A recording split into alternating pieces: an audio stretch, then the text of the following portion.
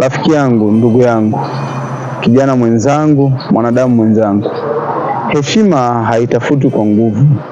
Hakuna haja ya kutumia mabavu, hakuna haja ya kutumia nguvu, hakuna haja ya kunyanyasa watu, hakuna haja ya kuumiza watu ili wakuheshimu.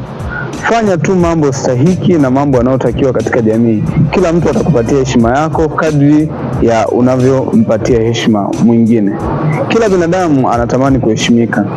Unavyoshindwa kumheshimu mwanadamu mwenzako, vivyo hivyo mwanadamu huyo hawezi kukuheshimu wewe. Kwa hiyo hakuna haja ya kutumia nguvu ili kupata heshima.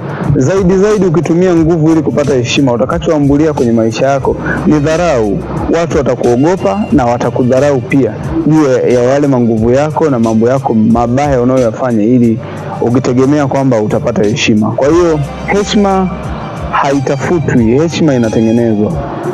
Jaribu mwenyewe kutengeneza heshima yako kwa kufanya mambo yenye heshima ambayo yatakutengeneza kuwa mwanadamu mwenye heshima katika jamii inayokuzunguka.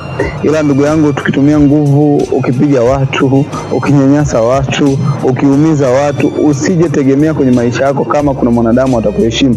Zaidi ndio utafanikiwa kutengeneza uoga kwa hao binadamu na watakuogopa kweli, lakini hawatokaa kuheshimu siku zote mpaka wanaondoka katika ulimwengu.